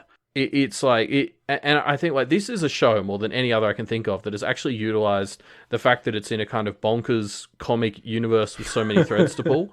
Like even the CW Arrowverse stuff, like there's so much of them and they get right into it, but like they've kind of made a mess of having a coherent comic book universe. Agents of S.H.I.E.L.D. has, even though it's no longer part of the MCU, which is a bummer, it's really nailed pulling the right bits from other comics to take the show in completely new directions, but still feel like Agents of S.H.I.E.L.D. and still be really good. I don't know. Like, I don't know if that's I don't know if that's the right point to make, because I agree, it's still very good, of course, but thinking about, like, this season, for example, they've brought in a villain called the S.H.I.E.L.D, who are these, like, bat things that inhabit your body and turn you into, like, a weird crystal bomb. And there's the creator of them, whatever. But, like, thinking about that in the abstract, and even some of the other stuff, like, we've got a group of characters who are, like, from another planet and are here to fight the S.H.I.E.L.D. Like, all of these bits, they feel like they could be either so wacky to be unenjoyable or so generic, depending on how they're implemented. But it's like handled so perfectly that you get the exact right amount of both of those things to keep it consistent and good. That I honestly think, like, Jed and Marissa could pick out any random thing from the comic books and make it good. Like, no, I mean, yeah, that's sort of what I was saying, but I guess like part of the point I was trying to make is like, if you told me during seasons 2 or 3 that in season 6, most of the season would be taking place on other planets and they'd have spaceships, I would have told you that the show had jumped the shark by that point, but it doesn't feel that way. It feels very different, but it still feels S.H.I.E.L.D. It all feels earned. Like we've gotten to this place because they've been tracking their own progress through the show and the movies as well, and it just like the show is completely different to what it used to be, but still feels like itself and still works. And as you said, they nail everything they introduce, and most of it is tweaked from the comics to keep... Yeah, like it's all still a little bit insane, but works as a serious thing as well. Yeah, and I love how much they will... This is something that has been consistently great about S.H.I.E.L.D, is they are so gung-ho about their pacing that things that you know would be shit in another show where they, like, dragged it out are just great. Like, there's a... this is going to be a spoiler for, I think, like one of the latest episodes of this season. So tune out for a few minutes if you want to miss this. But there's a point where we basically get a body inhabiting monster, right? A monster that takes control of somebody's body and they don't know who it's in. And it's set up as like, you can kind of feel in another show this would be at least an episode, if not 2. But in S.H.I.E.L.D, they do it. They hit all of the beats that you want to hit, and they hit all the really interesting plot points.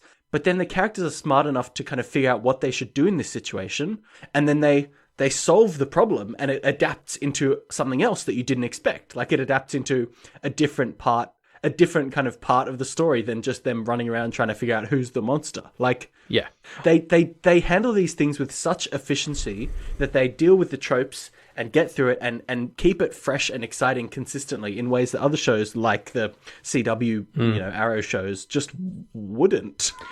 No, exactly. And I mean, the crazy thing is, so up until this season, S.H.I.E.L.D. always had like 22 episode seasons.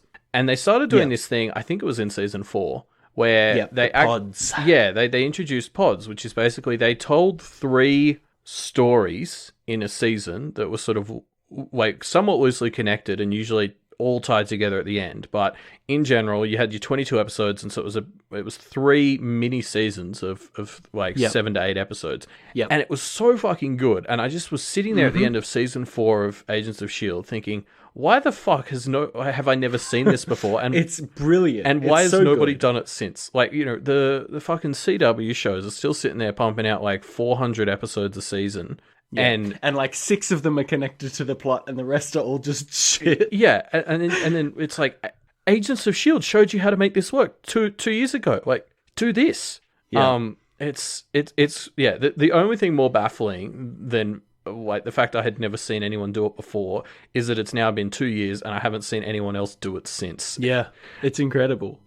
Anyway, I don't know. I guess maybe it's too bold, but it's not even. It's like, it's so clearly the right move. Yeah, it works on every level. I don't understand. Anyway, like they basically were doing 3 seasons of like Netflix Marvel shows in a year, and they were better than half of the Netflix Marvel shows.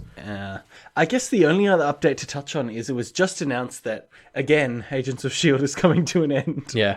For the 4th time. Yeah, I think it's for real this time. Yeah, it does feel like it's for real because the shadow of Disney Plus is looming larger and larger. Yeah, and I mean, for me, that's part of it. Like, the reason I started S.H.I.E.L.D. was because I really enjoyed the MCU and I wanted to feel like it was all connected. And S.H.I.E.L.D. has left that so far behind that, like, I'm still on for the ride because S.H.I.E.L.D.'s fucking great. But it is also, as I touched on with Orange is the New Black, while I'm still really enjoying it, I don't think it has that much left in it, and I'm glad it's ending when it is. Yeah. Yeah, we're moving on to the new era of TV where everything's on Disney Plus, Elliot. Yeah. It's going to be a real hassle to keep up with it all. Well, and because like Disney's big enough, that's going to be a thing in Australia. Like, we've been lucky here. We only get about a quarter of the new services that open up in the States, and most of them just palm their international rights to Netflix. Yep. I don't think Disney's going to do that, which means... the streaming wars are finally going to make their way over here. Yeah, so... I'm not looking forward to that, especially because I know I'm probably going to fall for it. They've got so much good IP. It's just I'm just going to have to. Yeah. I want to watch the Doctor Strange... no, not Doctor Strange. The Scarlet Witch and Vision TV show. I want to watch the new Hawkeye show. Of course I do. Yeah, I'm going to watch the Loki show. Like, yeah. Yeah, they've got us. Those dastardly geniuses have caught us, and they're gonna put their back catalogue on there, and it's gonna be so good. Like, you know, they've got so many good movies. They've got Solo, a Star Wars story, like obviously one of the Disney classics. A great movie, the best Star Wars movie, as everyone thinks. I stand by that. As every sane person thinks, it's the best Star Wars movie. Yeah. We just lost all the new viewers we might have got from the Doof Network. They stuck around for an hour and a half. That's pretty good.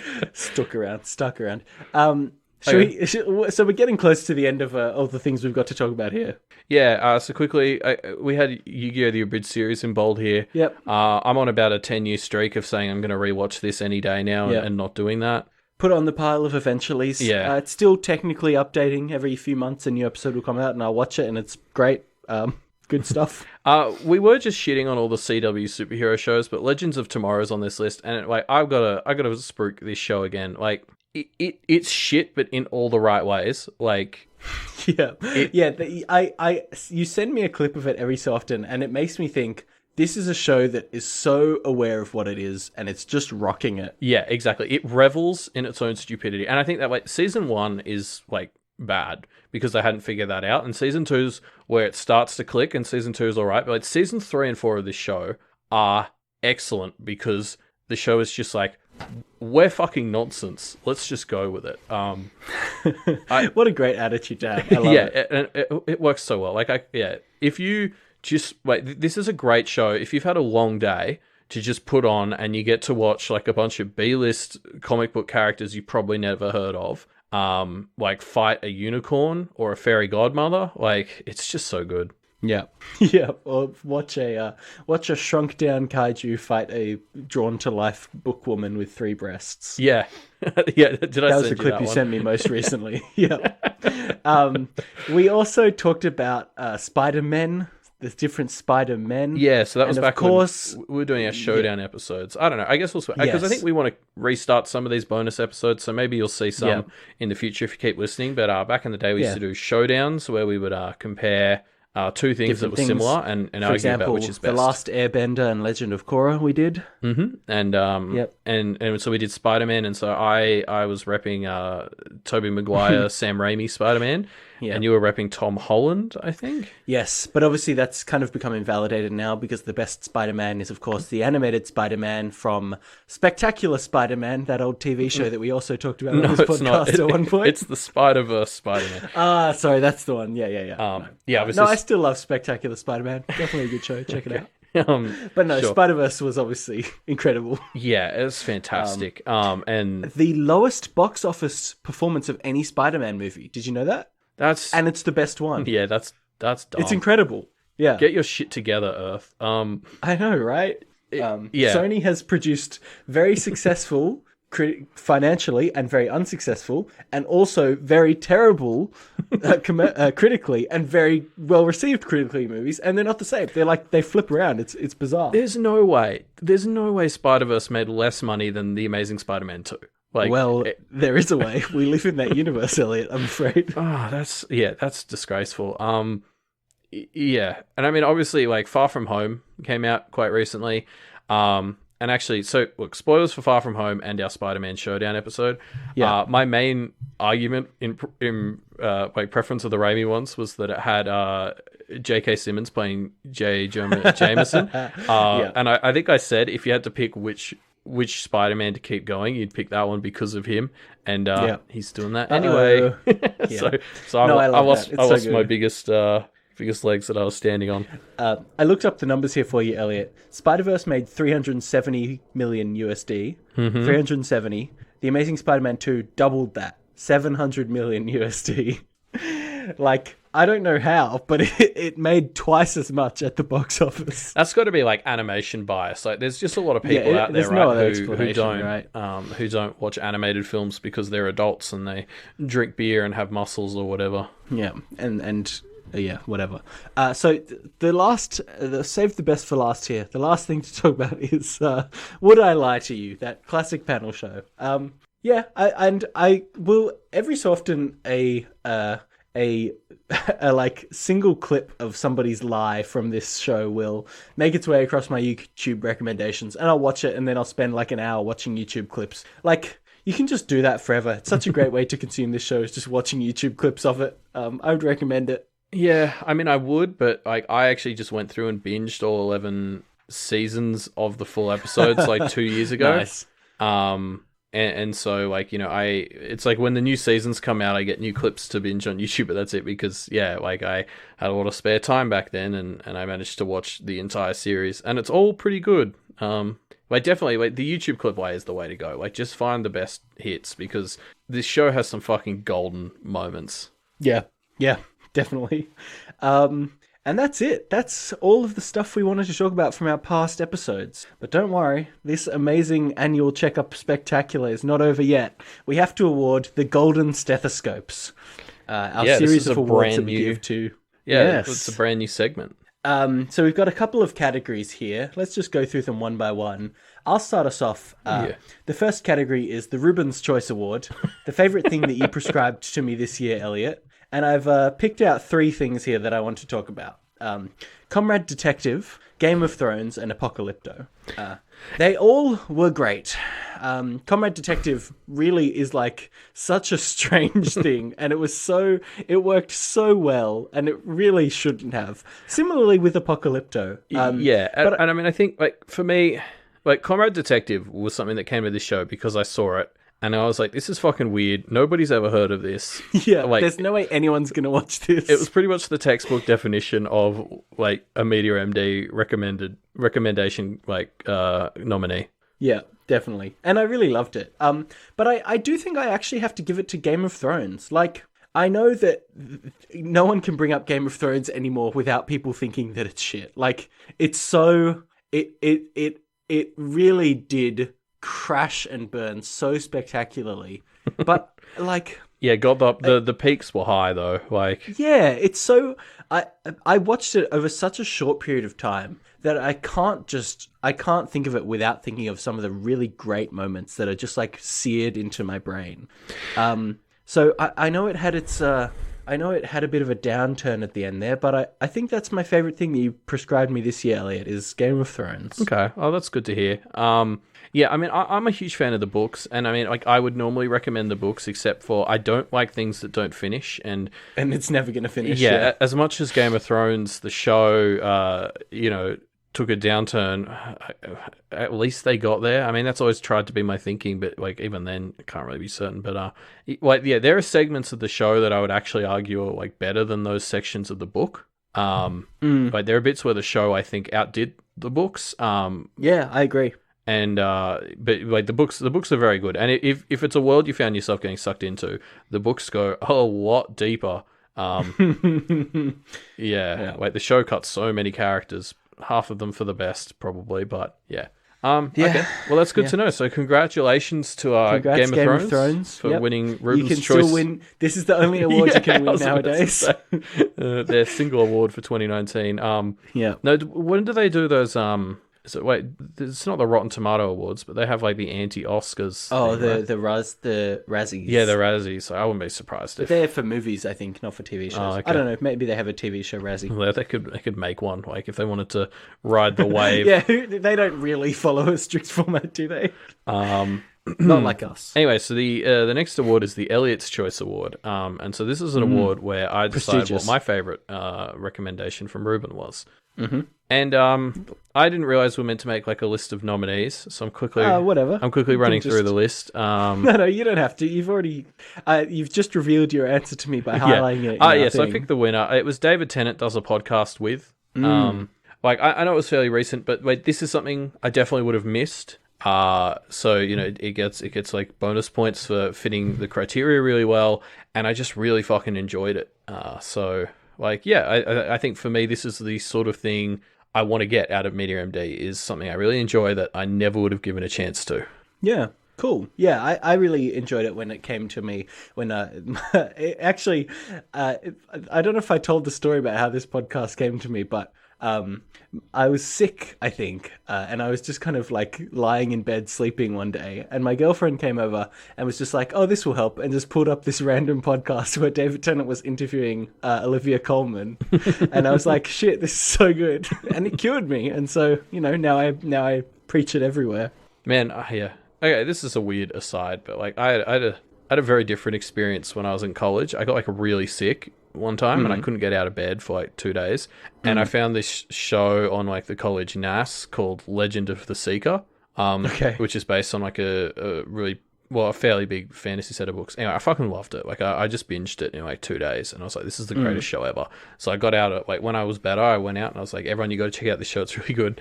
And we all sat down to watch it together. And it was fucking awful. It was like the worst thing I've ever seen. Legend of the Seeker. All right. Yeah, it's coming to a Media MD episode near you. Yeah, no, wait, it was like, oh my God, I'm looking at it now. It looks atrocious. Yeah, it was so good when I was like half dead. And then when I watched the main character's name is Richard Cypher.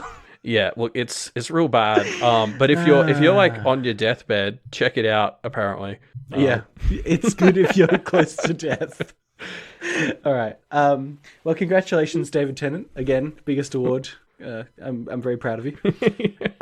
So our next award that we want to talk about is our Most Improved Award. So a prescription that really improved after we talked about it. Something that we that had time to sit with us, and we want to kind of revisit and give a Most Improved Award. Now you've written Worm down here. Yeah. I don't know if that's a fair nomination. No. I sort of had misunderstood exactly the premise of the award. We already knew Worm was great, right? Yeah, exactly. I think, I was thinking this was the most impact award, and so that's why it was there. No, I think the other nominee is probably the clear winner in this category for me, which is the Adventure Zone. Yes, I think when we talked about it on the show, it was just towards the end of Balance. Which probably is one of the lowest points for the series. Maybe the start of Amnesty is the same, but then after that they had the pilots for the new shows, which I found all quite compelling, and then we got into Amnesty, which is really earned its place. Yep. Yeah. So congratulations to the McElroys for their for their win here. Now our next category, I think we all know where it's going. It's the Most Disappointing Conclusion Award. Did you just make up this award specifically for the winner? Because it kind of feels like it. I know. Like, I thought, this would be a good one. And then I sat and thought about it for 5 seconds. I was like, oh, well, we know who's winning it this year, but maybe it'll be interesting next year. Fair. Obviously this has to go to Game of Thrones. I mean, I put down Westworld here, but Westworld, even though I am disappointed by how it's continued, it doesn't hold a candle to Game of Thrones. Not even close. So congrats, I guess. Yeah. So the next award is the Most Surprising Like. So this is prescription we didn't expect to enjoy, but then we really did. And so for me, like, I've put up 2 nominees for this, which is 36 Questions and Heathers. So it's the 2 musicals that you brought to me this year. And I think that's because, like, in general, musicals are something I like, but I don't love. And I fell head over heels for both of these.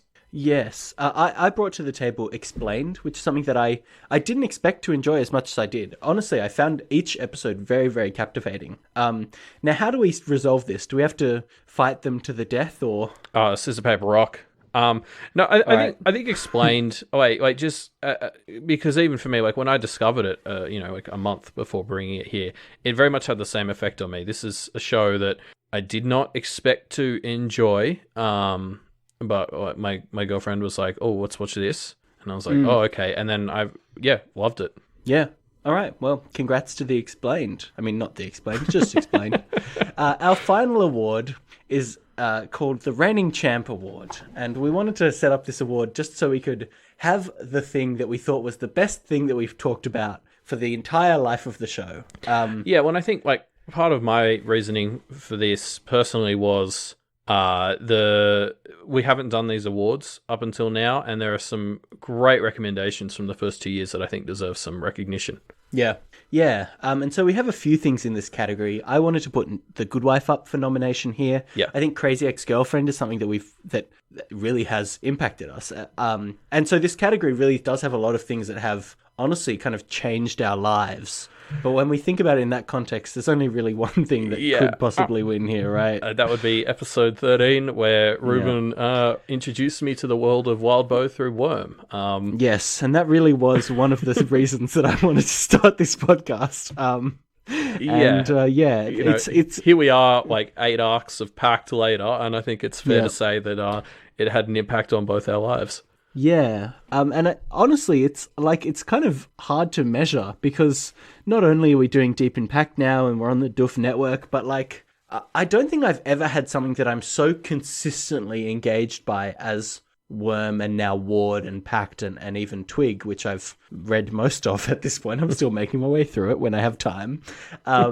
Like, I don't think there's anything that, like, shows will come along like S.H.I.E.L.D. where I'll watch it as soon as a new episode comes out for the season. But I know that if it was releasing an episode every week, I just wouldn't. There would be a point where I fall off of that. And I don't think I've ever had that point where I haven't been reading a Worm or a Ward chapter later than a day after it dropped, maybe. I had that one period where I felt like a month behind in Ward because we were drowning in Pact at the time. Yeah. But it was something I was very like antsy about that whole month. I kept being like, oh, tomorrow I'm going to catch up, and then just wouldn't have the time, and then finally binged it all in one plane flight. But I agree. Like I think I almost go through like phases of hype for various things, like, and this applies to all media. Like, like Breath of the Wild came out and I was like Zelda obsessed again for a couple of months. I went back and played some of the old ones, and like Agents of S.H.I.E.L.D. was something where I remember season 2, it was like the greatest thing ever for a couple every time of months. a S.H.I.E.L.D. season comes out, it's like that for me, right? Yeah. Whereas like, I don't think I've been as consistently engaged with a community or a set of works as I have been with Worm. Like, since I started Worm 2.5 years ago, like it's just been, Wildbow stuff has been a consistent part of my life, and in a very heavy way. And I don't think I've had that before. Yeah. Congrats Wildbow, congrats Worm for being the reigning champ. Yes. Will it get unseated next year? It's hard to say. I think we'll have to make it that it has to be a new thing that wins it, because otherwise... I don't know. I kind of like the idea of us just having the Worm Award for reigning champ. We'll have to add in a second place award or something. Yeah, maybe. Are there any format changes that we want to announce? Normally we would announce format changes to the show during the annual checkup. And we talked about joining the Doof network. That's probably the big one. I think, so those of you who are with us during our second year will remember the bonus episodes. We've sort of mentioned we plan to kickstart those. We haven't exactly figured out exactly what that looks like yet. What it probably looks like is one extra episode, maybe a month or every 2 months, where we just talk about something that we're kind of keen on talking about. Yeah, so something that doesn't fit our main format of the prescriptions that one of us hasn't seen, but something that we think is worth a short episode. Hopefully we could still do those now. Is that maybe a we smaller allowed? Piece of content? Are we allowed to do short episodes anymore? I don't know. Now that we're on the Diff Network, they all have to be fucking 2 hours long. Speaking of, so before we wrap up, of course, it's time to prescribe the new piece of media for next fortnight. And we hinted at it being a comic book, right? Yeah. Let's reveal what it is. I'm bringing to you the new run of The Flintstones, the comic book series. Have you got them in front of you there, Elliot? I'm holding them right now because, and I've sort of told you this. I read some of the things on the cover. Yeah. And I mean, I want to draw your attention to the top left there. The DC? No, just below that, thanks. I mean, the DC thing, I guess, is important too. Well, that's the top left. Okay. Well, no, I do just want to say, I saw a couple of episodes of The Flintstones as a kid, and I'm befuddled right now, to say the least, looking at these covers and reading like Hollywood Reporter saying, one of the sharpest social satires around in and out of comics. Yes. This is a incredible comic book, Elliot. But before I get into it specifically, I want to touch on the context behind it. Fred Flintstone looks like Mr. Incredible. Sorry, I'll put them he's down. wild, isn't he? On the cover, you can see, I've forgotten her name, Pebble, I think it is. She's holding a book that says Cannibalism, the Unknown Ideal. And I think that's a great kind of small summary of what this book is about, basically. But let's get back to it a little bit later. Because I want to touch on where these books came from. Because this isn't the only Hanna-Barbera comic book that has come out. Sitting next to it on my desk is the 4th volume of Scooby Apocalypse, which is a reimagined Scooby-Doo where the mystery gang are in a post-apocalyptic world where monsters have become real and they're trying to survive and find a cure to turn people that have been turned into monsters back into people. So basically this universe is like a bunch of shitty kids shows from like the 70s and stuff that they make into weird, like, serious-ish comics. They've repurposed these IPs into basically completely different comics. So Scooby Apocalypse is a kind of action mystery comic. The Flintstones is a social satire. There was a Wacky Raceland comic that was a kind of short exploration of the psyches of these characters trapped in an eternal race. I know they have I've forgotten the name of the character. There's a bunch of other ones. But we're just going to touch on the Flintstones one because it's very weird. Basically, the premise is it's the Flintstones, and there's a kind of a plot each episode or so that has an analog to mostly current US politics, and kind of explores it through the lens of like what it would have been like if these issues existed in the town of Bedrock in, the deep past. Wait, so when did these come out? It started coming out in 2016, and I think it ended... so there were 12 episodes, so I guess it came out for about a year. Okay, so pretty recent. To 17. Yeah, and it does feel reactionary to the Trump win in the US. A lot of stuff about... So I don't know if you know this, but in the Flintstones, a lot of the things that would be done by machinery in the modern world are done by animals in the Bedrock town. Yeah, as I said, I saw like bits of this as a kid. Yeah. And there was a movie that came out when I was like 10, like a live action one. I remember listening to the theme song done by the B-52s. Oh, jeez. I'd forgotten that detail. Yeah, I think I saw it when I was like 10, and there's like some individual scenes imprinted on my memory, but like not good ones. Yeah, don't worry about that, Elliot. You don't need to think about the other stuff at all. It's not important. I brought up the animals thing because one of the key kind of elements of this is the kind of class divide between the town of Bedrock and also the animals that serve as their appliances. There's a lot of stuff about immigration policy that exists in this. Yes, it's very strange. Of course, there's also just like a lot of really good puns. If you open the cover, you'll see on like the first page of the indoor cover is a kind of like overhead map of Bedrock, and it's just a bunch of weird things. The Pleistocene. Yep, all kinds of weird buildings. Anyway, this is the kind of book that it is. It's like a quite funny social satire, and it's very strange. Whammoth, Bamoth, thank you, Mammoth. That's pretty good. Yeah, exactly. Yeah.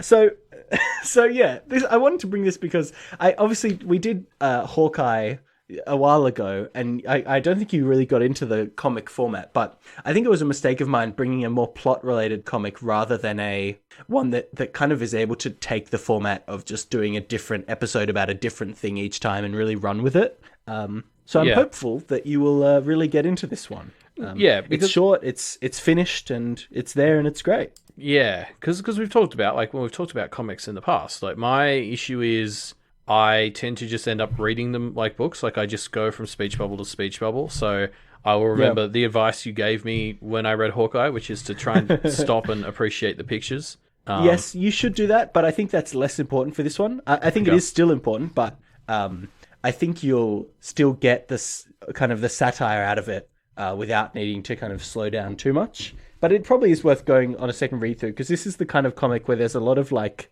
good jokes hidden in the background of some of the panels, stuff like that. I think visual gags might be the way to like sneak this pattern into me of actually looking at the pictures. Yeah. Well, I guess we'll see. Yeah, and that's what I'm bringing to you. It's a real strange thing to exist, but I'm very glad that it does. Perfect. And we've reached the end of our annual Checkup-tacular. Thanks, everyone, for joining us. It's a pretty long episode, but there was a lot to talk about. We're part of the Doof Network now, so it's sort of... So all the episodes will be like this. It was the legal obligation that we do at least one this long. It's good to be on the network. I guess our new home, if you want to check out our website, is doofmedia.com, and on there you'll find all the other shows on the Doof Media Network. Vow to View, which is about to change its format to be an OC fan cast, which I'm very excited for. I mean, that's really just embracing the best parts of the podcast. I'm so excited for it. Yeah. You can also find Deep Impact, our other show, which is also on the Doof Media Network. Yes, and you know, obviously us joining Doof, it really helps us sort of keep this podcast afloat, you know, with website fees and, you know, the need to buy the comic books that Ruben keeps trying to force me to read. And you know, we can only do that because of the support of Doof's patrons. So if you head to patreon.com/doofmedia, you can help, you know, keep this podcast and all the others on the Doof Network up and running. Yeah. If you want to interact with the show, send us your thoughts on the Flintstones comics. You can follow us on Twitter @MediaMDPodcast, or you can email us at our email, which is mediamdpodcast@gmail.com. And of course, if you can't remember any of those things that I just spelled out in letters, then the place to go is doofmedia.com, where you can find links to all of these things, as well as all of the previous clues for the Media MD ARG. You can help us figure out just who is Dr. MD, and why are his awards shows so long? Elliot, why don't you tell the listeners this fortnight's clue? Watch. And we'll see you next fortnight.